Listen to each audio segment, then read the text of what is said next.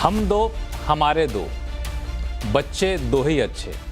बचपन से हम लोग यही स्लोगन सुनते आ रहे हैं, लेकिन मुझे लगता है कि अब हालात बदले हैं तो स्लोगन भी बदल गया है। तमिलनाडु के मुख्यमंत्री कहते हैं एम.के. स्टालिन कि क्यों न नवविवाहित 16-16 बच्चे पैदा करें। हालांकि उन्होंने मजाकिया लहजे में कहा, मकसद ये था कि ज़्यादा बच्चे क्यों न पैदा करें। आंध्र प्रदेश के मुख्यमंत्री चंद्रबाबू नायडू कहते हैं कि जिन लोगों को 2 या से 2 से अधिक बच्चे होंगे वही स्थानीय निकाय चुनाव लड़ पाएंगे।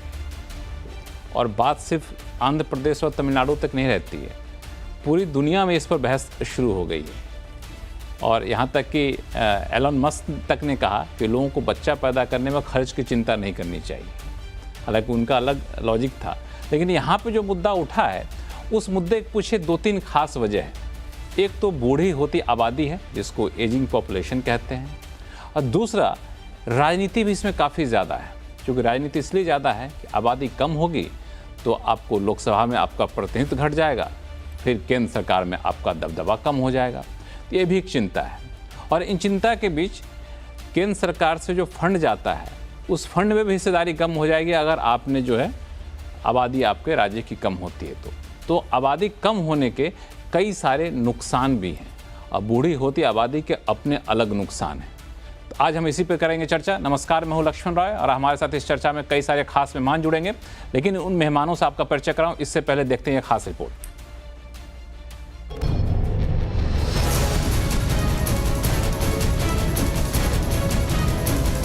भारत की 140 करोड़ से ज्यादा आबादी को बोझ की तरह कम और डेमोग्राफिक डिविडेंड के तौर पर ज्यादा देखा जाता रहा है, लेकिन बदलते वक्त के साथ अब हालात भी बदल रहे हैं। आंध्र प्रदेश और तमिलनाडु के मुख्यमंत्रियों के आबादी बढ़ाने को लेकर दिए गए बयान आने वाले दिनों में गंभीर समस्या की तरफ इशारा कर रहे हैं।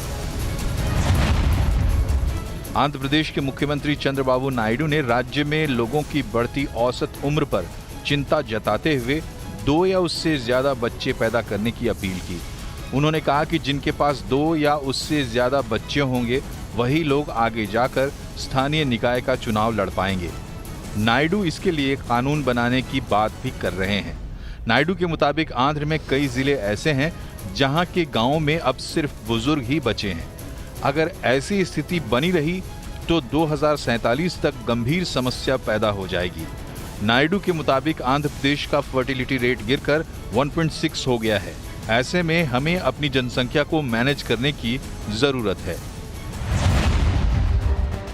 आंध्र प्रदेश के पड़ोस में भी आबादी को लेकर चिंता हो रही है। तमिलनाडु के मुख्यमंत्री एम.के. स्टालिन ने भी घटती आबादी पर चिंता जताई है। स्टालिन ने कहा है कि पुराने समय में बुजुर्ग लोग नवविवाहित जोड़ों को 16 तरह की संपत्ति प्राप्त करने का आशीर्वाद देते थे। अब ऐसा कोई आशीर्वाद नहीं देता। अब लोग छोटे परिवार में विश्वास करने लगे हैं। हमारी आबादी कम हो रही है, इसका असर हमारी लोकसभा सीटों पर भी पड़ेगा। शायद अब समय आ गया है कि नवविवाहित जोड़े 16 बच्चे पैदा करें। आबादी के हिसाब से देखें तो नायडू और स्टालिन के बयान अपनी अपनी जगह सही लगते हैं। भारत का औसत फर्टिलिटी रेट 2.1 है, यानी देश में हर महिला औसतन 2 या उससे ज्यादा बच्चों को जन्म दे रही है। फिलहाल इस फर्टिलिटी रेट को लेकर कोई चिंता नहीं है, लेकिन अगर ये लंबे समय तक 2 के नीचे गिरता है तो ये जनसंख्या में गिरावट का संकेत देता है। दक्षिण भारत के राज्यों की चिंता इसी में छुपी है। दक्षिण भारत के 5 राज्यों का फर्टिलिटी रेट 2 के नीचे चला गया है। इसमें आंध्र प्रदेश का 1.70 और तमिलनाडु का फर्टिलिटी रेट 1.80 पर है। लेकिन ये मामला सिर्फ आबादी बढ़ाने तक सीमित नहीं लगता है। पिछले कुछ सालों में उत्तर बनाम दक्षिण को लेकर जो बहस छिड़ी है उसमें इसके सियासी मायने भी निकाले जा रहे हैं। 2026 के बाद परिसीमन होना है, जिसमें लोकसभा सीटों की संख्या आबादी के हिसाब से बढ़ेगी। इसके लिए 10 लाख की आबादी पर 1 लोकसभा सीट का फॉर्मूला बताया जा रहा है, लेकिन दक्षिण के राज्य आबादी के आधार पर सीट बढ़ाने के विरोध में हैं। उन्हें डर है कि इसके बाद राष्ट्रीय राजनीति में प्रभाव और कम हो जाएगा। इसके अलावा दक्षिण के राज्य केंद्र सरकार पर राजस्व के बंटवारे में भेदभाव का मुद्दा भी उठाते रहे हैं। तो ऐसे में नायडू या स्टालिन के बयान को सिर्फ आबादी बढ़ाने तक ही देखा जाए या फिर इसका मुखड़ा कुछ है और बात कुछ और। बुजुर्गों की बढ़ती आबादी कितनी गंभीर समस्या है? क्या ज्यादा बच्चे पैदा करना इसका सॉल्यूशन है या फिर नायडू और स्टालिन एक तीर से कई निशाने साध रहे हैं?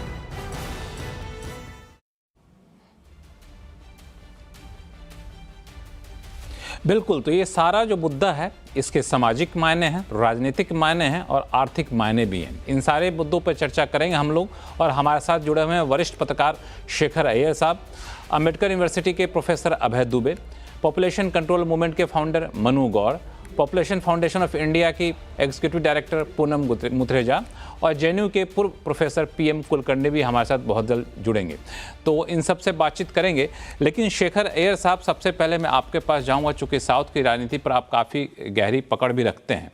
अगर संविधान के अनुच्छेद 81 की बात करें, उसका इंटरप्रिटेशन ये निकाला जा रहा है कि अगर 10 लाख की आबादी पर एक लोकसभा में प्रतिनिधित्व होना चाहिए। इस हिसाब से देखें तो अभी केरल की अनुमानित आबादी जो है 3.57 करोड़ के आसपास है, 20 लोकसभा सीट है। उत्तर प्रदेश की अनुमानित आबादी 23.56 करोड़ है और लोकसभा सीट 80 है। लेकिन अगर परिसीमन किया जाता है, मौजूदा आबादी के हिसाब से अगर सांसदों की संख्या दी जाती है, तो केरल के लोकसभा सांसद 20 से बढ़कर 35 हो जाएंगे, लेकिन उत्तर प्रदेश में ये बढ़ोतरी 80 से बढ़कर 235 तक हो सकती है। जाहिर तौर पर केंद्र में इन साउथ के राज्यों की भागीदारी कम हो जाएगी। तो शेखर अय्यर साहब, इनकी चिंता तो जायज़ लग रही है, क्यों? नहीं, बिल्कुल। देखिए, इनकी चिंता 2-3 कारण है जो आपने बताया। स्टालिन की चिंता ज़्यादा राजनीतिक है और चंद्रबाबू की चिंता ज़्यादा आर्थिक है। और बात है कि क्या, क्योंकि अभी सेंसस होने वाला है, हो सकता है जनवरी 2025 से शुरू होके दिसंबर 2025 तक खत्म हो जाए और 26 में इस सारे डेटा कोलेक्ट करके फिर आगे जो लोकसभा चुनाव होगा 2029 में, उससे लागू होने की बात है डीलिमिटेशन की। लेकिन डीलिमिटेशन को लेकर जो अभी जितना फॉर्मूला पहले लागू रहा है, उस फॉर्मूले को बदलने की बात कई दिनों से चल रहा है कि वो फॉर्मूला सही नहीं होगा, क्योंकि दक्षिण के जितने स्टेट्स हैं उनका मानना है कि उन्होंने पॉपुलेशन कंट्रोल बहुत जोर से और अच्छी तरह से उसको मैनेजमेंट किया है। लेकिन उत्तर भारत में इस तरह की मैनेजमेंट नहीं हुई है। और आज अगर फाइनेंसेस की बात करें, उनका कहना है कि हमारे से अगर हम 1 रुपया का हमारे जो सेंट्रल पूल में अगर टैक्स जाता है, जो कलेक्ट होके जाता है हमारी राज्यों से, कर्नाटका हो, तमिलनाडु हो, केरला हो या तेलंगाना हो, लेकिन वापस में हमें 1 रुपये से कम मिलता है। इस तरह उनकी आर्ग्यूमेंट है।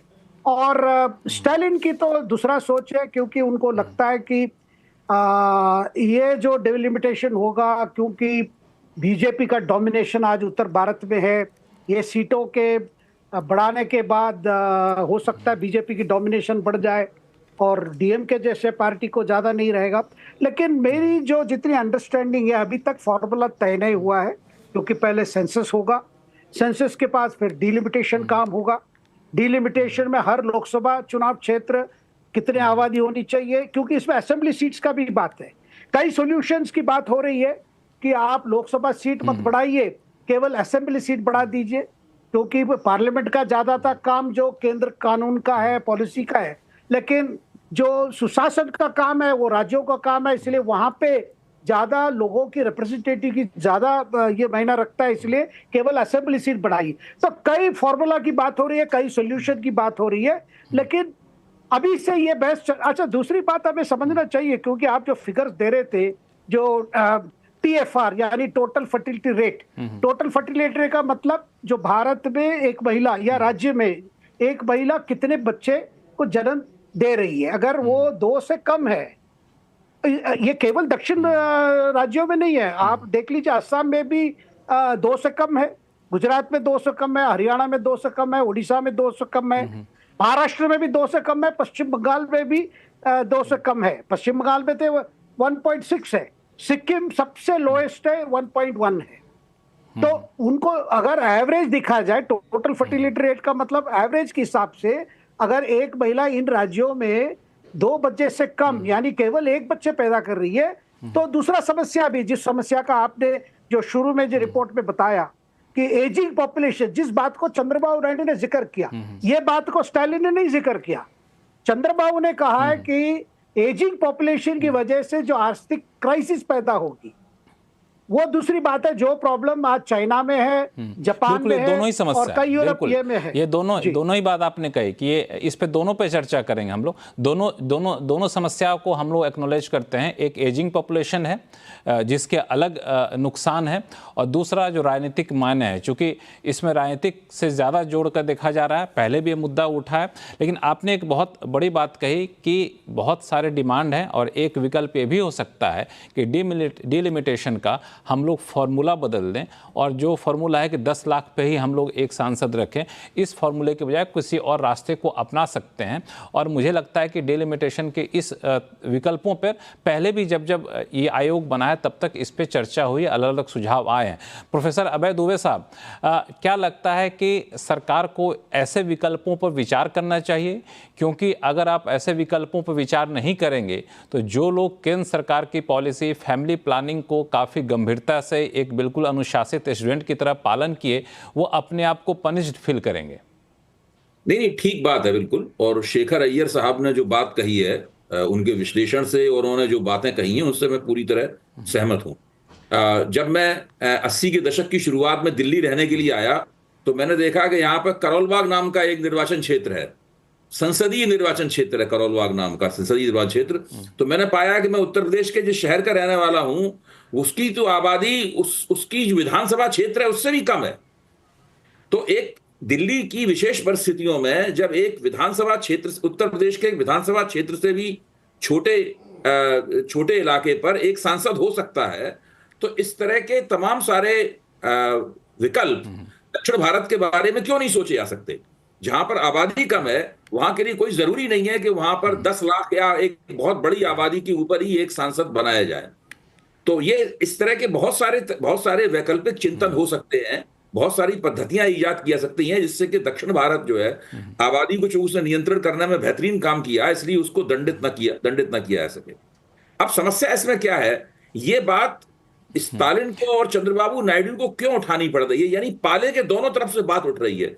जो केंद्र सरकार के विपक्ष में है वो भी उठा रहे हैं, जो केंद्र सरकार में सहयोगी हैं वो भी इस बात को उठा रहे हैं। ये क्यों उठानी पड़ रही है? इसलिए क्योंकि केंद्र सरकार की तरफ से ऐसा कोई संकेत नहीं मिल रहा है कि वो इस समस्या के ऊपर गौर कर रहे हैं। वहां उल्टी गंगा बह रही है। उल्टी गंगा क्या बह रही है जिसका आपने जिक्र नहीं किया, और बिल्कुल ठीक ही जिक्र नहीं किया। मैं केवल उस कमी को पूरा कर देता हूं।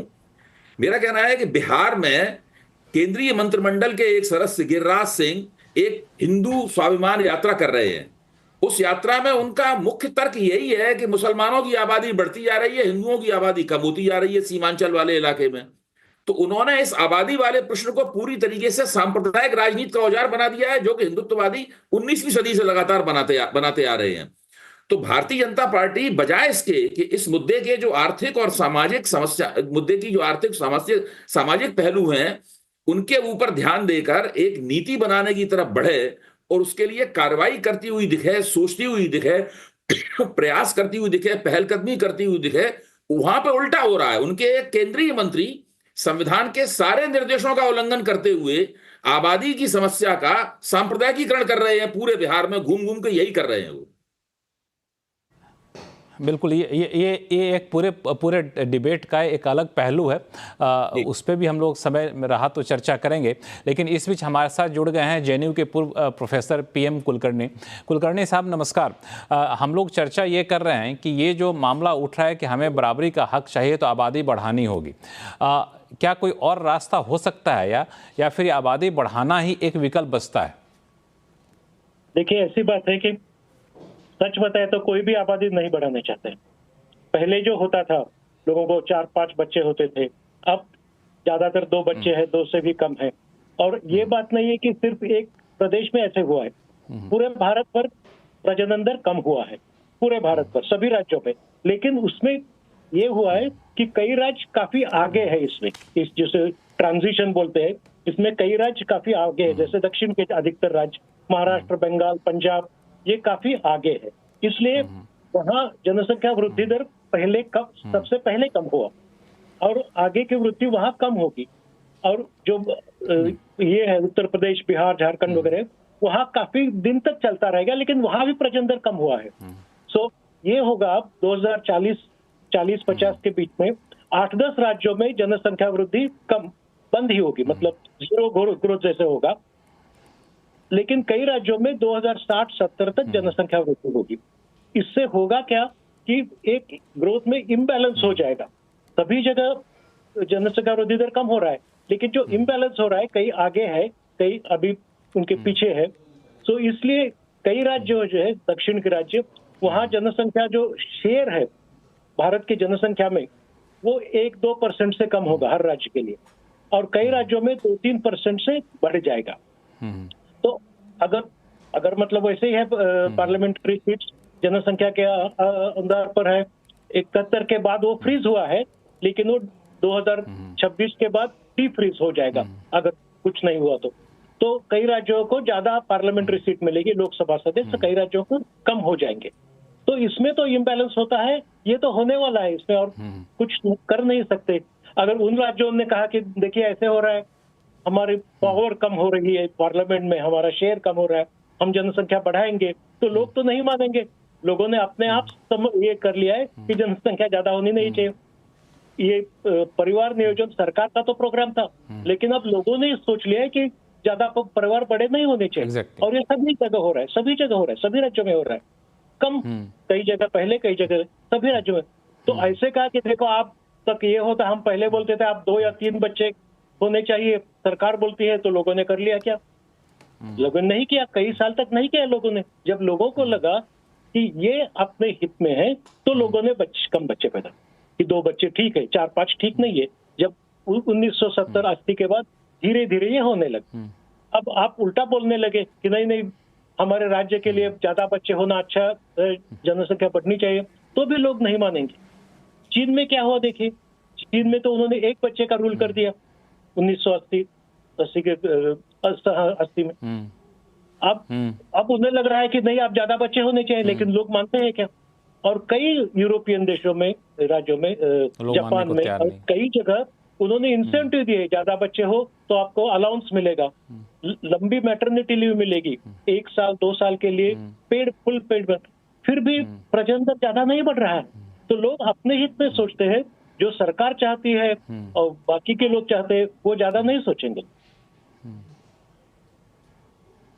बिल्कुल, आपने बहुत अच्छी बात कही कि अब भले ही कुछ सरकारें अलग अलग वजहों से अलग अलग हित को साधने के लिए जनसंख्या बढ़ाने की बात कर रहे हैं, लेकिन लोगों को अब लग गया है कि जनसंख्या कम होने से, यानी कम घर में कम परिवार के सदस्य होने के अपने अलग फायदे हैं। और इसमें एक चीज़ और आपने बड़ी अच्छी बात कही कि अब आप चाह के भी जनसंख्या बढ़ाने की तरफ इंसेंटिव भी देंगे, तब भी लोग अपना पॉपुलेशन नहीं बढ़ाएंगे। तो ऐसे में ये जो इम्बैलेंस है, या फिर ये जो चिंता है राजनीतिज्ञों की, या फिर कई बार विशेषज्ञों ने भी चिंता जताई है, तो इसका उपाय क्या हो सकता है? क्या हम लोग बेहतर तरीके से अपने जनसंख्या का कहे कि प्रोडक्टिव ये बढ़ाएं, कि बेहतर लेबर फोर्स की क्वालिटी बढ़ाएं, या उनकी प्रोडक्टिविटी बढ़ाएं दूसरे मायने में, या फिर कुछ और रास्ता हो सकता है? मनु गौर साहब, ऐसे हालात में क्या करें? जनसंख्या कम करने को तो कम कर लिए, लेकिन बढ़ाना ईजी होगा नहीं, लेकिन कम होने का अलग नुकसान सामने दिख रहे हैं। देखिए, अभी सब लोगों ने जो चर्चा करी, किसी ने चीन का उदाहरण दिया, किसी ने अन्य यूरोपीय देशों का उदाहरण दिया जहां पे फर्टिलिटी रेट कम हुआ है, और वो इंसेंटिवाइज कर रहे हैं कि ज्यादा बच्चे पैदा करो। उन देशों की जनसंख्या उनके भूभाग और उनके संसाधनों के अनुरूप कितनी रही है। जिस चीन की हम बात करते हैं, चीन हमारे से 3.25 गुना बड़ा है, और आज उससे ज्यादा जनसंख्या इस भूभाग पर हमारी है। तो आज हमें ये देखने की जरूरत है कि हमारे देश में बेरोजगारी की बातें सब उठाएंगे, हमारे देश में भुखमरी की बातें सब उठाएंगे, अच्छे संसाधन नहीं मिल रहे, हेल्थ इश्यूज अच्छे नहीं हैं, हेल्थ सेक्टर में अच्छी चिंता नहीं हो रही है, एजिंग पॉपुलेशन बढ़ रही है, तो हेल्थ की भी तो जरूरत ज्यादा पड़ेगी। तो वो सारे संसाधन कहाँ से आएंगे? आपका इकोनॉमिक चैनल है, टैक्स पेयर के पैसे से ये देश चलता है, राजनेताओं का कुछ नहीं जाता, उन्हें सत्ता में बने रहने के लिए आवश्यकता है वोट की, और वो बस आके बोल देते हैं आप जनसंख्या बढ़ाओ, ज्यादा बच्चे पैदा करो। अरे ज्यादा बच्चे पैदा तो कर लेंगे, उन ज्यादा बच्चों को खिलाएगा कौन, उन्हें अच्छी परवरिश कौन देगा, उनके लिए अच्छा भविष्य कौन तैयार करेगा? इसकी चिंता क्या ये राजनेता करते हैं? सबसे अहम चीज ये है, और जिस चीज को इसके पीछे बेसिक मुद्दा क्या है, ये 1976 में भी ये मुद्दा उठा था, ये 2002 में जब कमीशन बना परिसीमन का तब भी ये मुद्दा उठा, जब उसकी रिपोर्ट आई 2008 में तब भी ये मुद्दा उठा, और सुप्रीम कोर्ट तक मैटर गया। सुप्रीम कोर्ट की टिप्पणियों को पढ़िए। आज भी 2024 का अभी हम रिसेंटली आम चुनाव से निकल कर आए हैं, रिसेंटली आज भी हमारे यहाँ जो सबसे कम मतदाता है लक्षद्वीप में है। आज लक्षद्वीप में 65,000 मतदाताओं पे एक सांसद चुन के आता है, और वहीं तेलंगाना का मरकाजगिरी सीट जो है वहां पे 31.5 लाख वोटर है, वहां पे 31.5 लाख वोटरों से एक सांसद निकल कर आता है। आप लद्दाख को देखिए, आप अंडमान निकोबार को देखिए, आप दादर नगर हवेली को देखिए, जहां से सांसद 2-2 लाख 3-3 लाख वोटों पर बनकर आ रहे हैं। तो जो डिस्पैरिटी की आबादी के कारण बात हो रही है, उसका मूल कारण क्या है? मूल कारण समझने की आवश्यकता है कि हमारा डेमोग्राफिक चेंज हुआ है। आजादी के समय हमारा जो अर्बन रूरल डिवाइड था वो अब हमारा वो बड़ा था। आज की डेट में हमारी अर्बन और रूरल पॉपुलेशन लगभग बराबर हो गई है। जिस तरीके से अर्बनाइजेशन बढ़ रहा है, डेमोग्राफिक चेंज हो रहा है, ये समस्या हमारे सामने भविष्य में दोबारा आके खड़े होने वाली है। तो इसके लिए उचित है कि अगर 1976 में जब इस चीज की चिंता की गई थी, और उसी समय से अगर हमारे देश में एक इफेक्टिव पॉपुलेशन पॉलिसी बनाई गई होती, जो संसाधनों के अनुरूप जनसंख्या का विकास हुआ होता, तो आज ये स्थिति नहीं होती कि कुछ राज्यों की जनसंख्या कम है, कुछ की ज्यादा है। ये सब सेंट्रल गवर्नमेंट का काम है। उन्हें आज भी भविष्य की इस चिंता को देखते हुए, और जिस फर्टिलिटी रेट की सब बात करते हैं कि फर्टिलिटी रेट हमारा कम हो गया, आप किस फर्टिलिटी रेट की बात कर रहे हैं? जो सारे के सारे सैंपल सर्वे है, सेंसस हमारा हुआ नहीं, 2011 का डेटा लेटेस्ट है हमारे पास। जब आ जाएगा इस बार का डेटा, उसके बाद देखिएगा कि हमारा फर्टिलिटी रेट कितना कम हुआ है।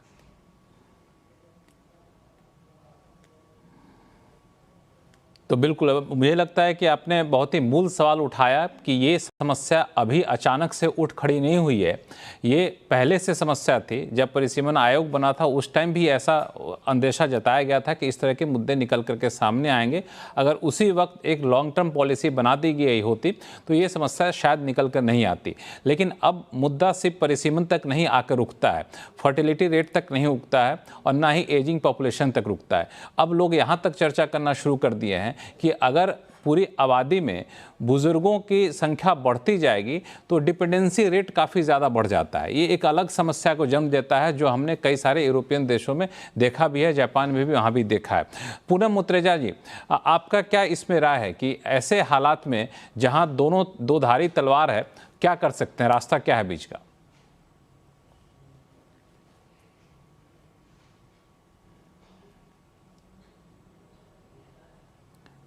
पूनम जी, आप शायद म्यूट पे हैं, अपने आप को अनम्यूट करेंगे तो आवाज हम तक पहुंच पाएगी। हाँ, सॉरी, आप म्यूट पे हैं?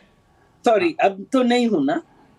हाँ हाँ, अच्छा, तो मैं ये कहना चाह अब आपकी आवाज बिल्कुल क्लियर आ रही, बताएं। अच्छा, तो मैं ये कहना चाह रही हूँ कि मेन मुद्दा जो है, एलिफेंट इन द रूम जिसे कहते हैं, ये डिलिमिटेशन एक्सरसाइज है। एजिंग पॉपुलेशन जो मिस्टर नायडू ने मुद्दा उठाया, yes, India's population is ageing, पर ये हमें पहले से पता था, कोई ये नई बात नहीं है। और हमने जो अभी भी हमारी 10% आबादी है वो सीनियर सिटीजन्स की है, एजेड पॉपुलेशन की है। हमने उनके लिए ना तो स्वास्थ्य की कोई चिंता करी, ना उनको सोशल सिक्योरिटी, स्पेशली जो गरीब प्रांत हैं हमारे देश में, वहां पे हमें कुछ सोचना चाहिए, करना चाहिए। तो I am grateful to mister Naidu कि उन्होंने ये मुद्दा उठाया। दूसरा कि हमारे एजेड प्रोडक्टिव रहे। पर जहां तक इसकी बात चल रही है डिलिमिटेशन की, जिसके कारण ये आवाजें उठाई जा रही हैं, मैं समझती हूं कि आवाज उठाना सही है, पर सीधे तौर से उठानी चाहिए कि there will be a disadvantage to southern states के उनके पैसे भी कम होंगे, उनके कंस्टिट्यूएंसीज भी कम होंगी। इसको लेके मुझे लगता है यू कान पनिश स्टेट्स जिन्होंने अच्छा काम दिखाया है, वो है साउथ इंडियन स्टेट्स। सिर्फ पॉपुलेशन स्टेबलाइजेशन जो उन्होंने सिर्फ नहीं किया, उन्होंने विमेन में इन्वेस्टमेंट्स की हैं, उनकी एजुकेशन में, अच्छे हेल्थ में और अच्छे गवर्नेंस जो हेल्थ को रिलेटेड और एजुकेशन को रिलेटेड जो मुद्दे हैं उन पे उन्होंने बहुत अच्छा काम किया है। और मुझे लगता है कि हमें एक सिर्फ डिबेट नहीं, ऑल्टरनेटिव्स देने चाहिए। चंद्रबाबू नायडू जी तो एनडीए के पार्टनर हैं, he is in the best position to कि वो सेंटर के साथ कोई ऐसा समाधान निकाले, मिल के जुड़ के विशेषज्ञों को लेके कि हम जैसे आपके पहले स्पीकर ने कहा कि बहुत से प्रांत है जहां पॉपुलेशन बहुत कम है और कंस्टिट्यूएंसीज के भी नंबर्स कम हैं। हम क्यों नहीं डिलिमिटेशन के द्वारा एक नई सोच लेके आए, क्योंकि पूरा विश्व और इंडिया बहुत जल्दी से बदल रहा है। पॉपुलेशन डायनामिक्स इसे कहते हैं, डायनामिक्स बहुत जल्दी जल्दी चेंज हो रहे हैं और मुझे लगता है कि हर नीति हमारी, हर प्रोग्राम ये पॉपुलेशन डायनामिक को लेके धीरे धीरे कम होनी चाहिए। जहां तक ये सवाल है कि लोग ज्यादा बच्चे पैदा करें इन दोनों स्टेट्स में, अरे 2 साल में डिलिमिटेशन एक्सरसाइज शुरू हो जाएगी। आप 2 साल में कैसे बच्चे इतने पैदा कर पाएंगे कि आपकी कंस्टिट्यूएंसीज इंपैक्ट नहीं करें। तो ये जो इन्होंने उठाया है मुद्दा, इशारा किया है, एक डायरेक्ट डिस्कशन होना चाहिए और ये भी उनको मालूम होना चाहिए। और मुझे लगता है ये दोनों स्टेट्स जो बहुत अच्छा काम किए हैं और एजुकेटेड चीफ मिनिस्टर्स हैं, इनको मालूम भी होना चाहिए कि किसी भी देश में पॉपुलेशन का रिवर्सल नहीं हो पाया है और ना ही ये हो सकता है। अगर हम उदाहरण अच्छे लेना चाहते हैं तो हम नॉर्वे, फ्रांस और डेनमार्क का उदाहरण ले, जहां पॉपुलेशन स्टेबलाइज हुआ है। माने कि वहां पे महिलाएं 2 और 2 के करीब बच्चे दे कंटिन्यू टू हैव। क्यों? क्योंकि उनको वर्क और फैमिली लाइफ बैलेंस के लिए स्टेट बहुत सपोर्ट करती है। गौर साहब हमेशा कहते हैं पैसे कहाँ से आएंगे। पैसे अगर हम यंग पीपल में इन्वेस्ट करेंगे, हमारे पास 370 करोड़ यंग पीपल है, majority of who are not skilled, और जो स्किल्ड है बहुत से लोग, हमारा ब्रेन हो रहा है, बाहर जा रहे हैं। हमें यहाँ पे जॉब्स क्रिएट करनी चाहिए, स्किलिंग करनी चाहिए, जिससे हमारी इकोनॉमिक ग्रोथ होगी। इकोनॉमिक ग्रोथ से जो पैसा आएगा वो हमें अपने लोगों में इन्वेस्ट करना चाहिए। एजिंग पॉपुलेशन और प्रिवेंटिव मेजर्स जो हमारे हेल्थ में है, हमें प्रिवेंटिव मेजर्स करने चाहिए।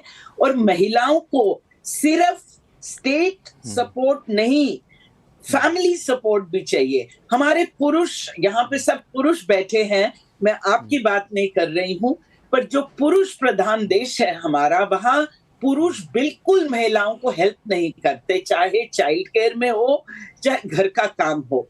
अगर महिलाएं काम, और आज लोग चाहते हैं कि महिलाएं काम करें। और फाइनली मैं ये पॉइंट बोलना चाहूंगी कि आज की जो यंग गर्ल या वुमन है इंडिया में, उसकी एस्पिरेशंस को समझिए। वो पढ़ना चाहती हैं, वो बच्चे कम पैदा करने चाहती हैं, वो अपने बच्चों को पढ़ाना चाहती है, उनको पौष्टिक भोजन देना चाहती हैं। और फाइनली जिस देश में हम पौष्टिक आहार नहीं दे सकते, स्कूल्स की मारामारी है, स्कूल्स एडमिशन इतना मुश्किल है, हमारे प्राइवेट स्कूल्स में तो वहां पे आबादी बढ़ाने की बात कैसे कर सकते हैं हम? और संख्या बढ़ाने की कैसे बात कर सकते हैं? पहले हम ये सब फिक्स करें। फाइनली मैं बस सिर्फ इतना कहूंगी कि कई सारे विकल्प, डिलिमिटेशन को शायद पोस्टपोन कर देना चाहिए हमें, जब तक आबादी कम हो नॉर्थ इंडियन स्टेट्स में। और नॉर्थ इंडियन स्टेट्स में भी आबादी कम हो रही है और हमें ज्यादा प्रयत्न करने चाहिए नॉर्दर्न स्टेट्स में जहां आबादी ज्यादा है कि हम फैमिली प्लानिंग, एजुकेशन और वुमेन्स एम्पावरमेंट पे काम करें। बस हाँ, बिल्कुल। मैं शेखर अय्यर साहब के पास जाऊंगा, उससे पहले गौर साहब मैं आपके पास आना चाहता हूं। इन्होंने कई सारे विकल्प वैसे बताए, मतलब एक साथ कई सारे स्टेप्स आपको उठाने होंगे। एक जो महत्वपूर्ण बात, जो यंग पॉपुलेशन है उनको आप ज़्यादा एम्पावर करिए इकोनॉमिकली या बाकी तरीके से। दूसरा, डिलिमिटेशन को कुछ दिन के लिए टाल दीजिए। इस तरह के समाधान कितने कारगर होंगे गौर साहब? देखिए, सबसे पहली चीज अभी जैसे कहा गया कि जो राज्य जिनका इकोनॉमिक कंट्रीब्यूशन रेवेन्यू में ज्यादा है और उनके पास जो रिवर्सल में सारी चीजें संसाधन उपलब्ध भारत सरकार द्वारा कराए जाते हैं, वो उसकी तुलना में बहुत कम है। ये बिल्कुल उसी तरह की बात हुई कि जिस तरह से टैक्स पेयर जो है, वो टैक्स पेयर जो इस देश का अर्निंग मेंबर है, जो इस देश के अर्निंग मेंबर इस देश को चलाने के लिए संसाधन और पैसे देता है, उस टैक्स पेयर्स को रिवर्सल में क्या सरकार के द्वारा मिलता है? क्या कोई योजना, क्या कोई चीज, क्या कोई लाभ, हेल्थ का, एजुकेशन का, किसी चीज का? वो टैक्स पेयर को ट्यूशन फी में भी, अपने बच्चों की पढ़ाई में भी एग्जेम्पशन सिर्फ 2 बच्चों के लिए है, और जिनके ज्यादा बच्चे हैं उनके लिए सब फ्री। तो प्रॉपर पॉलिसी की जरूरत है। जिस जगह फर्टिलिटी रेट ज्यादा है, जिस जगह बच्चे ज्यादा पैदा हो रहे हैं, उसके लिए पॉलिसी बनाने की जरूरत है, ना कि उनके लिए जो लोग ऑलरेडी अभी मेरे से पहले और भी वक्ताओं ने कहा कि अब लोग बाग ज्यादा बच्चे पैदा नहीं करने चाहते, यंग पॉपुलेशन ज्यादा बच्चे पैदा नहीं करना चाहती। लेकिन ये बात हम शहरों की कर रहे हैं। आज भी आप रूरल बेल्ट में जाइए, आज भी आप पिछड़े हुए राज्यों में जाइए और देखिए, आज भी आप जो बस्तियां हैं, आज भी जो लेबर कम्युनिटी है, वहां पर जाइए और देखिए क्या स्थिति है। दूसरी चीज जो आपने पूछा कि डिलिमिटेशन, ये समस्या तो हमारे सामने सदैव आने वाली है, आगे भी आएगी, क्योंकि जिस तरह से विकसित होगा भारत, उसी तरह से अर्बनाइजेशन बढ़ेगा। गवर्नमेंट को प्रॉपर पॉलिसी बनानी चाहिए, स्मार्ट शहर की जगह स्मार्ट विलेजेस बनाने चाहिए। यूथ को, आप यूथ के लिए बिल्कुल इस पे मैं आऊंगा आपके पास, इस पे मैं इस पे मनु जी मैं आऊँगा आपके पास। एक सवाल मैं शेखर अय्यर के पास लेके जाना चाहता हूँ। जब भी बात डिलिमिटेशन की होती है तो हम लोग आबादी को यहाँ पे आधार बनाते हैं, क्योंकि आबादी इसका आधार है। इस वजह से ये सारा विवाद पैदा होता है कि हमारी आबादी कम है, हमारी संख्या कम हो जाएगी। तो क्या यहाँ पे एक थोड़ा सा डायनेमिक अप्रोच अपनाया जा सकता है क्या? नहीं, बिल्कुल। देखिए जी लक्ष्मण जी, देखिए, डिलिमिटेशन और पॉपुलेशन स्टेबलाइज करना, उसको अलग करना है। क्योंकि डिलिमिटेशन आप देखिए, जब हमारी लोकसभा सीट्स जो पहले 1951 सेंसस पे 494 सीट्स था लोकसभा में, फिर 1961 सेंसस के बाद वो 522 हुआ, फिर 71 के बाद 543 हुआ। उस पर तब तय हुआ था कि अगर सेंसस की फाइंडिंग से आबादी बढ़ती है, फिर भी लोकसभा सीट वही रहेंगे। ये 2000 तक रखा गया। फिर जब 2000 में, फिर 2001 में अटल जी की सरकार आई, फिर उन्होंने तय किया दूसरा कॉन्स्टिट्यूशन अमेंडमेंट लाके 2026 तक कर दे। तो इसीलिए कई प्रपोजल्स है। एक तो बात किया जा रहा है, भाई 10% सब स्टेट के लिए बढ़ा दीजिए, फिर वो उस राज्य के हिसाब से आप कॉन्स्टिट्यूशन को, टेरिटरी को रीड्रॉ कीजिए। क्योंकि जब टेरिटरी मतलब डिलिमिटेशन हुआ था, लोकसभा की संख्या नहीं बढ़ी, लेकिन हर कॉन्स्टिट्यूएंसी को ये बढ़ाया गया, टेरिटरी को चेंज किया गया। कई सीट जो जनरल सीट्स थे वो फिर रिजर्व हो गए, वो अनुसूचित जाति के लिए हो या अनुसूचित जनजाति के लिए हो, फिर वो चेंज हुआ था। तो इस तरह एक नया अप्रोच होनी चाहिए। और ये भी कहा जा रहा है, जैसे पहले कहा कि भाई लोकसभा के वैसे रखिए, असेंबली वाला आप थोड़ा उसको संख्या बढ़ा सकते हैं, क्योंकि ये राज्य का मामला है और डायरेक्टली जो एमएलए है वो उसका डायरेक्टली रोल रहता है उस राज्यों में जो सुशासन को लेकर। मेंबर ऑफ पार्लियामेंट को तो ज्यादातर केंद्र के जो पॉलिसीज हो, कानून हो, उसको लेकर है। तो ऐसी कई सुझाव है। एक सुझाव ये भी है, अक्रॉस द बोर्ड कुछ परसेंटेज डिसाइड करके, कंसेंसस करके आप पॉपुलेशन बढ़ा दीजिए। मान लीजिए यूपी के आज 80 है, इसको 120 कर दीजिए, तमिलनाडु और पौंडीचेरी मिलाकर 40 है, उसको 60 कर दीजिए। इस तरह की बातें भी हो रही है, ऐसा नहीं है, लेकिन ये इस पे थोड़ा मामला आगे बढ़ेगा। नहीं, सेंसस के बाद ही होगा, सेंसस फिगर्स आने के बाद ही कोई फॉर्मूला पर पॉलिटिकल उस पर डिस्कशन और कंसेंसस की बात होगी। बिल्कुल, जब तक सेंसस का फिगर नहीं आएगा तब तक सेंस पता नहीं चलेगा आबादी का, और फिर इसके हिसाब से बाकी जो बंटवारे होते हैं, यहाँ तक कि वित्त आयोग जो पैसे के बंटवारे की बात करता है तो उसके सामने एक समस्या यही आती है कि हमारे पास तो सेंसस है नहीं ताज़ा, तो हम किस आधार पर राज्यों में अपने पैसे का बंटवारा करें। नतीजा ये निकला कि केंद्र सरकार के पूरे हिस्सेदारी का उत्तर प्रदेश अकेले करीब 18% ले जाता है, केरल सिर्फ 1.92% करीब 2% रखता है, बिहार जहाँ 10% ले जाता है, तेलंगाना 2% लेता है, तमिलनाडु 4% ले जाता है। तो अभय दुबे साहब, ये जो दलील दी जाती है कि कमाते हम ज़्यादा हैं, पैसे वो ज़्यादा ले जाते हैं, तो इस दलील में कितना दम है? देखिए, ये दलील बहुत पुरानी है, लेकिन इस दलील के आधार पर अगर चला जाएगा तो संसाधनों का कोई बंटवारा नहीं हो पाएगा। ऐसा कोई भी समाज नहीं है जहां पर संसाधनों को पैदा करने वाले समान हो, अलग अलग लोगों की क्षमताएं हैं। ये तो बिल्कुल उसी तरह की बात हो गई। हम किसी अपार्टमेंट में रहते हैं, मान लीजिए मैं ग्राउंड फ्लोर पर रहता हूं, तो फिर क्या ये इनकार कर दूं कि मैं जो मेंटेनेंस दूंगा, रखरखाव के लिए जो पैसा दे रहा हूं, मैं उसमें से लिफ्ट के पैसे काट लूंगा, लिफ्ट का इस्तेमाल नहीं कर रहा हूं। तो ये तो, या जो एक अपार्टमेंट में एक स्विमिंग पूल है, उस स्विमिंग पूल में जो लोग नहीं आते हैं स्विमिंग पूल का इस्तेमाल करने के लिए, वो कहे कि नहीं हम इसका पैसा नहीं देंगे, या कुछ लोग ज्यादा इस्तेमाल कर रहे हैं अपार्टमेंट का, उनसे ज्यादा पैसा लिया जाना चाहिए। ये पूरा तर्क जो है ना, ये तर्क सिर्फ अपनी दुश्चिंताओं, इस तरह की दलीलें अपनी दुश्चिंता को जताने के लिए दी जाती हैं। अब ये पूरी जो जनसंख्या संबंधी बहस है, आप बहुत अच्छी चर्चा करा रहे हैं। जनसंख्या संबंधी बहस जो है 3 तरह की दुश्चिंताओं पर आधारित है, 3 तरह की एंग्जाइटीज पे आधारित है।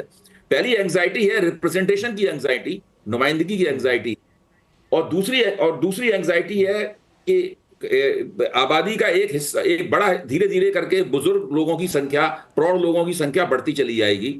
और तीसरी एंग्जाइटी सांप्रदायिक एंग्जाइटी है कि मुसलमानों की आबादी बढ़ जाएगी, इसलिए हिंदुओं की आबादी का, हिंदू अल्पसंख्यक हो जाएंगे और इसलिए हिंदुओं को ज्यादा बच्चे पैदा करने चाहिए। ये 3 तरह की जो एंग्जाइटीज हैं, इनके आधार पर पूरी बहस। सवाल यह है कि इस बहस को चलाने की नौबत आई क्यों इस तरीके से। मैं कह रहा हूं कि हर तरह के लोग इस बहस में शामिल हैं, सरकार के साथ खड़े लोग भी बहस में शामिल हैं और सरकार के खिलाफ खड़े बहस में शामिल हैं। उसकी मुख्य वजह यह है, जिसको गौर साहब ने बहुत अच्छी तरह रेखांकित किया है, केंद्र सरकार इस समस्या की परवाह ही नहीं कर रही है। तो इस बहस का एक बहुत बड़ा सकारात्मक पहलू यह हो सकता है कि इस बहस, चूंकि बात खुल के निकल के आएगी, रेखांकित होगी, बुलंद आवाज में कही जाएगी, तो केंद्र सरकार के कान में जाएगी और वो पहल लेगी, कुछ कोशिश करेगी, योजना बनाएगी। बिल्कुल, मुझे लगता है कि ये समस्या को सुलझाने की बजाय कोशिश ये हो रही है कि समस्या को कैसे टाला जाए, जितना दिन टल सके टले।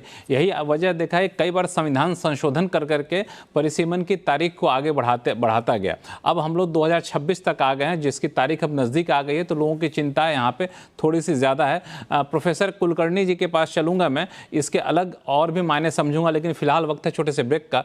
ब्रेक के बाद आएंगे तो हम जानना ये चाहें कि हम जब कहते हैं कि जो ज़्यादा कमा रहे हैं वो ज़्यादा लेंगे, ये ज़रूरी नहीं है। तो जो ज़्यादा कमाते हैं अपने आप को बड़ा ही पनिश सा फील करते हैं कि हमें दंडित किया जा रहा है, और जो बैठ के खा रहा है उसको पैसे दिए जा रहे हैं। तो ये भी एक दलील दी जाती है। कुलकर्णी साहब के पास जाएंगे ब्रेक के बाद, क्योंकि उन्होंने काफ़ी ज़्यादा रीजनल डेवलपमेंट पर काम भी किया। लौटते हैं छोटे से ब्रेक के बाद। ब्रेक के बाद एक बार फिर से आपका स्वागत है। हम लोग चर्चा ये कर रहे हैं कि अब दक्षिण भारतीय राज्यों को क्यों ऐसा लगने लगा है कि ज़्यादा बच्चे ही अच्छे हैं। इस पर चर्चा करने के लिए हमारे साथ कई सारे मेहमान जुड़े हुए हैं, और जैसा कि हमने कहा था कि चलेंगे प्रोफेसर कुलकर्णी साहब के पास। कुलकर्णी साहब, मेरा सवाल ये है कि इस जनसंख्या बढ़ाने के पीछे एक तो दलील थी कि हमें राजनीतिक प्रतिनिधित्व हमारा कम होता जा रहा है, दूसरी दलील ये भी होती है कि जनसंख्या कम होती है तो कई सारे मोर्चे पर आप नुकसान में होते हैं। एक नुकसान ये होता है कि आपके पास चूँकि आबादी कम है, आपको केंद्र सरकार का फंड भी कम मिलेगा। अब इसमें मेरा ये कहना है कि हम लोग इस समस्या का स्थायी समाधान क्यों निकालते हैं। जो फाइनेंस कमीशन है उसने बहुत ही पुराना फॉर्मूला लगा रखा है, जिसके तहत आबादी का वेटेज करीब 25% है आपके फंड के बंटवारे में।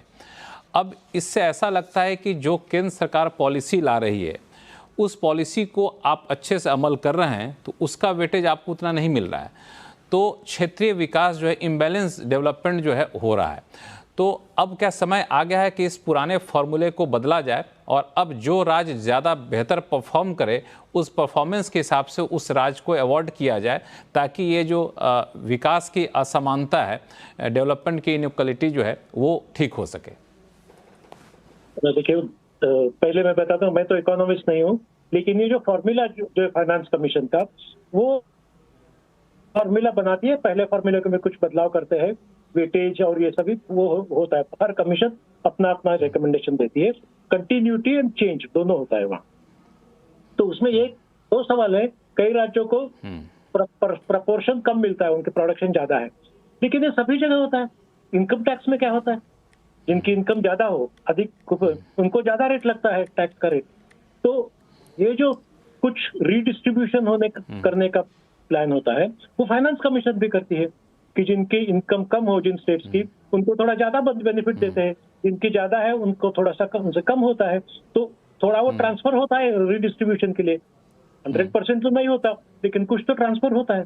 और दूसरी बात यह है कि आबादी एक फॉर्मूला है, अगर आबादी स्टेट की कम हुई तो उसे कम मिलेगा, वो तो ठीक ही है ना, उसमें कोई गलती नहीं है, जिसकी कम आबादी है अब तो उनको शेयर जो है वो भी कम मिलेगा। मुद्दा ये है कि कई स्टेट्स जो है जो डेमोक्रेटिक ट्रांजिशन में आगे है, दक्षिण के राज्य महाराष्ट्र, पंजाब वगैरह से, इनकी इनकम ज्यादा है, इनकी इनकम भी ज्यादा है, तो उनकी इनकम भी ज्यादा है, पर कैपिटा इनकम भी ज्यादा है उनकी, और वो इनकम डिफरेंस का एक फैक्टर होता है फाइनेंस कमीशन डिस्ट्रीब्यूशन में। जिनकी इनकम ज्यादा है, स्टेट्स की पर कैपिटा इनकम, उनको थोड़ा कम बेनिफिट मिलता है, जो इनकम टैक्स का जैसे लॉजिक लगाते हैं, रैशनैले लगाते हैं, वही लगाते हैं। सो ये दोनों कंबाइन हुए, जो स्टेट्स डेमोग्राफिक ट्रांजिशन में आगे है, उनकी इनकम भी ज्यादा है, उनकी डेवलपमेंट भी अच्छी हुई बाय एंड लार्ज, एक दो एक्सेप्शन छोड़ दीजिए, बाय एंड लार्ज उनकी डेवलपमेंट अच्छी हुई। दक्षिण के सभी राज्य, महाराष्ट्र, पंजाब वगैरह, उनकी डेवलपमेंट अच्छी हुई। सो वो दोनों में आगे है, इनकम में आगे है, जनसंख्या कम करने में, मतलब प्रजनन कम करने में आगे है, और तो दोनों का थोड़ा थोड़ा इफेक्ट हो जाता है, इसलिए लगता है कि बहुत इफेक्ट हो गया है, लेकिन ये दोनों फैक्टर जो है वो इसी के लेवल पे जाते हैं, और इसलिए ये थोड़ा सा नाराजी तो है, सभी जगह नाराजी है। मैं अब कर्नाटक में रहता हूँ, कर्नाटक में, तमिलनाडु में, केरला में, सभी जगह नाराजी है कि हम इतना कंट्रीब्यूट करते हैं सेंट्रल पूल के लिए, लेकिन हमें कितना कम मिलता है, ये तो सभी जगह, लेकिन ये तो सिस्टम में है। हालांकि मेरा मानना है जी हाँ, बिल्कुल, मेरा मानना है कुलकर्णी साहब की नाराज़गी कुछ हद तक जायज़ भी होती है कि मिसाल के तौर पर एक घर में 4 बच्चे हैं और 3 बड़ी मेहनत करके कमा रहे हैं, और चौथा खेलते कूदते रहता है, कमाता नहीं है, लेकिन पैसा उसको भी बराबर ही जाता है, तो ये थोड़ी सी नाराज़गी होती है। इनकम टैक्स की दलील हमारे दूसरे पार्टिसिपेंट ने भी दी, मैं उस दलील से बहुत सहमत इसलिए नहीं होता हूँ कि मेहनत तो दोनों कर रहे होते हैं, और हम इनकम टैक्स का बंटवारा बराबर करते हैं ताकि जो अंडर डेवलप है उसको हम लोग डेवलप करना है। यहाँ पर अंडर डेवलप जो है वो डेवलप होना चाहता ही नहीं है, तो उसको तो हमें पनिश करना पड़ेगा या फिर उसको डिसइंसेंटिवाइज करना पड़ेगा। अभी फाइनेंस मिनिस्ट्री ने 2-3 साल से एक खास स्कीम भी चलाई है कि जो राज्य ज़्यादा सही से फिजिकल प्रूडेंस का पालन करेंगे, एक्सपेंडिचर पे लगाम लगाएंगे, मिसयूज सब्सिडी का रोकेंगे, उनको सस्ते ब्याज दर पे हम लोन मुहैया कराएंगे, सस्ते में ग्रांट देंगे। तो ये स्कीम बड़ी अच्छी चली। अब स्टेट के बीच में कंपटीशन सा हो गया कि हम ज़्यादा बेहतर करेंगे तो हमें ज़्यादा सस्ते में पैसा यहाँ पे मिलेगा। मनु गौर साहब, इस समस्या के समाधान के तौर पर कई एक्सपर्ट ये भी कह रहे हैं कि हम लोग जनसंख्या ना बढ़ाएं, हम लोग माइग्रेशन को बढ़ावा दें, होने दें खुल करके। माइग्रेशन बढ़ेगा तो अपने आप ये जो इम्बैलेंस है, असंतुलन है विकास का, ये खत्म हो जाएगा। ये दलील कितनी सही है?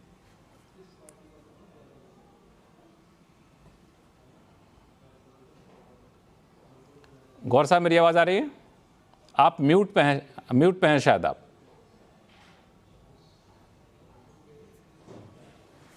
सॉरी, हाँ, आवाज़ आ रही है मेरी? गौर साहब, मेरी आवाज़ आ रही है? हाँ। जी आ रही है यार। हाँ बिल्कुल आ रही है जी, बताएं। देखिए, अभी जो है ना, जो आपने बात कही कि माइग्रेशन को बढ़ावा दिया जाए, ये माइग्रेशन का ही कारण है कि हमारी दिल्ली का क्या हाल है। अभी दिवाली का समय आने वाला है और पॉल्यूशन की क्या स्थिति होगी दिल्ली में, आप खुद देख लीजिएगा।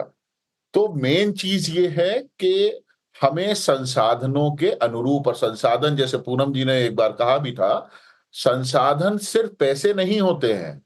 संसाधन में हमारे सारे के सारे प्राकृतिक संसाधन, हमारी नौकरियां, हमारे हर तरह के सस्टेनेबल लाइफ जीने के लिए किन किन चीजों की आवश्यकता पड़ती है। आज की स्थिति ये है कि हम बात कर रहे हैं कि वो मिड डे मील में अच्छा पौष्टिक आहार नहीं दिया जाता। अरे नहीं दिया जा सकता। इतनी बड़ी आबादी के लिए पौष्टिक आहार, जिस देश में वर्ल्ड वाइड जो केमिकल फर्टिलाइजर्स बैन है और जिस देश में वो धड़ल्ले से उपयोग करे जाते हैं, जिस देश में खाने के लिए कुछ भी शुद्ध नहीं मिलता, जिस देश में पीने के लिए पानी शुद्ध नहीं मिलता, सांस लेने के लिए हवा शुद्ध नहीं मिल रही, आप और क्या दे पाएंगे? तो सबसे मेन चीज ये है, माइग्रेशन अपॉर्चुनिटी के लिए लोग बाग जाते हैं, माइग्रेट होते हैं, लेकिन हमें शहरों को भी सीमित करना चाहिए कि शहर में कितनी जनसंख्या निवास करने की स्थिति में है। शहर ऐसे ऐसे शहर हैं, आप बेंगलोर की स्थिति अभी आपने पुरानी रिपोर्ट्स देखी होंगी, अंडरग्राउंड वाटर लेवल 0 हो जाता है। क्यों? आप इतना आबादी वहां पे बसने क्यों देते हैं? इतनी ट्रैफिक, इतना पॉल्यूशन। तो प्लान माइग्रेशन होना चाहिए। सरकारों को नए शहर बसाने चाहिए। डेवलप्ड, अब हम कहते हैं स्मार्ट सिटी बसाएंगे, पुराने शहरों में स्मार्ट सिटी के नाम पे बजट खर्च होगा, लेकिन प्लान नया शहर हम नहीं बसाएंगे। आज भी पूरे देश में एग्जाम्पल दिया जाता है कि चंडीगढ़ जैसा वेल प्लान्ड सिटी नहीं है कोई भी दूसरा। तो आज भी उस प्लानिंग को हम आज तक गा रहे हैं जो अंग्रेजों ने करी थी, हम उस चीज के लिए आगे बढ़ रहे हैं। तो बहुत सारी चीजें हैं। एक इफेक्टिव पॉपुलेशन पॉलिसी का मतलब ये नहीं है कि बस ज्यादा बच्चे पैदा करने वालों को पे हंटर चलाओ और उन्हें ज्यादा बच्चे पैदा करने से रोको। नहीं, पॉपुलेशन पॉलिसी का मतलब है कि आप अपनी पॉपुलेशन का रिसोर्सेज के हिसाब से किस तरीके से मैनेजमेंट करें। तो इस चीज की हमारे देश में बहुत आवश्यकता है। 76 में ये बात डिलिमिटेशन कमीशन में उठी, टाल के 25 साल टाल दिया गया। 2002 में उठी, फिर 25 साल टाल दिया गया, और शायद इस बार भी टाल दिया गया। तो कभी तो हमें प्रॉब्लम को सरकारों को एड्रेस करना पड़ेगा, कभी समस्या से दो चार होना पड़ेगा और करना पड़ेगा। बिल्कुल आपने सही कहा। शेखर अय्यर साहब, मुख्य मुद्दा मुझे लगता है यही है कि ये जो आबादी बढ़ाने और आबादी घटाने वाली डिबेट है, इसमें अगर हम लोग कोई ऐसा संतुलित उपाय निकालें जिसमें आबादी घटाने वाले को डिसइंसेंटिव भी ना मिले, आबादी बढ़ाने वाले को इनाम भी ना मिले, क्या हो सकता है रास्ता? देखिए, सबसे पहली बात क्या है, देखिए ये देश एक है, राज्यों के हिसाब से आप ये नहीं कर सकते। पे चले गए फिर से लगता है। मेरी आवाज आ रही है? अब ठीक है, आवाज आ रही है, ठीक है, बताएं। हाँ, नहीं, देखिए इस पे क्या प्रॉब्लम है। देखिए ये जो डिवोल्यूशन मामला जैसे आपने कहा, ये फाइनेंस कमीशन की जो रिकमेंडेशंस पर ही होता है, लेकिन क्या हो गया है, इस पे भी थोड़ा राजनीति आ गया है, जिसकी वजह से देखिए बिहार जैसे राज्य या उत्तर प्रदेश जैसे राज्य, जब हमें इंडिपेंडेंस मिला उस समय केंद्र की उतनी इन्वेस्टमेंट नहीं हुई अनेक कारण से। दक्षिण भारत में जो पहले से ब्रिटिश शासन के समय से वहां पे जिस तरह की इंफ्रास्ट्रक्चर शुरू हुई थी, जिसके वजह से वहां पे विकास एक और तेजी पर हुआ। तो अभी पूरा फोकस हो रहा है ये जो एस्पिरेशनल जो डिस्ट्रिक्ट्स है, एस्पिरेशनल जो राज्य है, उन पर हो रहा है। तो इसीलिए इस पर डिवोल्यूशन ऑफ फंड्स को लेकर राजनीति नहीं होनी चाहिए। सबका दायित्व बनता है, हर राज्य का दायित्व बनता है कि दूसरे राज्य का जो पिछड़े हैं, जो आगे बढ़ रहे हैं, उनको भी मदद करना है। ये इसमें कोई ये नहीं हो सकता है कि भाई हम ज्यादा टैक्स दे रहे हैं इसलिए हमें ये करना है। मुझे तो इसमें कोई लॉजिक नहीं लगता, केवल राजनीति है। लेकिन साथ साथ जो अभी देखिए एक बात हमें नोट करनी है, जो हम अभी बात कर रहे थे फर्टिलिटी रेट, ये बिहार में भी घट रहा है, उत्तर प्रदेश में भी घट रहा है, मध्य प्रदेश में भी घट रहा है, लेकिन क्या है वो 2 पर ये से ज्यादा है अभी। तो क्या है, यहाँ भी पॉपुलेशन कम होती जा रही है। ऐसा नहीं है कि केवल दक्षिण भारत में कम हो गया और बाकियों में नहीं हुआ। वहां सब जगह कम होता जा रहा है, दक्षिण भारत में ज्यादा कम हुआ है फर्टिलिटी रेट, बाकियों में ये हो रहा है। तो आने वाले सालों में आप देखेंगे यहाँ पे घटती रहेगी। और जैसे पहले हमारे पैनलिस्ट ने कहा कि कहीं भी इंसेंटिव लेकर आबादी नहीं बढ़ी है। जापान से लेकर चाइना में देखिए, जितने भी आप इंसेंटिव दे दो, कोई बड़ा परिवार नहीं चाहता है, ये भी एक फैक्ट है। सो परिवार बढ़ा के काम नहीं होगा, लेकिन मुझे लगता है कि अगर जितना हम डिलिमिटेशन को अलग कर दे और पॉपुलेशन मैनेजमेंट को दूसरी तरफ से देखें, जो बातें यहाँ की गई है कि जो जिस तरह के हमें इंफ्रास्ट्रक्चर बढ़ाना है, सोशल इंफ्रास्ट्रक्चर, जो बाकी फिजिकल इंफ्रास्ट्रक्चर बढ़ाना है, और साथ में जो राज्य पीछे उनको भी हाथ पकड़ के आगे ले आना है, तभी जाके माइग्रेशन जैसा प्रॉब्लम आपको सॉल्व होगा।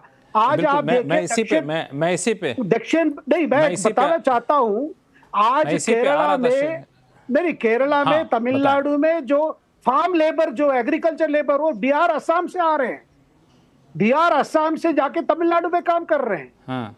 देखिए, इसीलिए ये प्रॉब्लम ऑफ माइग्रेशन जो है तभी खत्म होगा जब आप एक प्रकार से एक इक्वल इंपॉर्टेंस देंगे और जो राज्य पीछे है उनको पूरी मदद देकर उनको आगे ले आना है, तभी जाके ये जो बाकी जो अर्बनाइजेशन की प्रॉब्लम्स है वो सॉल्व होगी। आप बिल्कुल। अभय दुबे साहब, जिस कोऑपरेटिव फेडरलिज्म की बात हम काफ़ी लंबे समय से सुनते आ रहे हैं, लंबे समय से मतलब पिछले कुछ सालों से, 4-5 सालों से हम लोग मौजूदा केंद्र सरकार से की तरफ सुनते जा रहे हैं, आपको लगता है कि कोऑपरेटिव फेडरलिज्म को अगर वास्तव में हम लोग धरातल पर उतारते हैं तो इस तरह की समस्या या फिर कहें दक्षिण भारतीय राज्यों का जो डर है वो कुछ हद तक खत्म हो सकेगा? बंधुवर, आप सोच रहे होंगे कि मैं बार बार पॉलिटिक्स को क्यों बीच में ले आता हूं। दिक्कत की बात यह है कि भारत में जो भी चीज प्रोसेस होती है, जो भी चीज पॉलिटिक्स है, पॉलिटिक्स इसका एक बहुत अहम हिस्सा है, पॉलिटिक्स को लाइए। मैं आपसे पूछ रहा हूं, हमारे देश में रोज रोज ये नारा दिया जाता है डबल इंजन की सरकार का, क्या ये चीज कोऑपरेटिव फेडरलिज्म से मेल खाती है?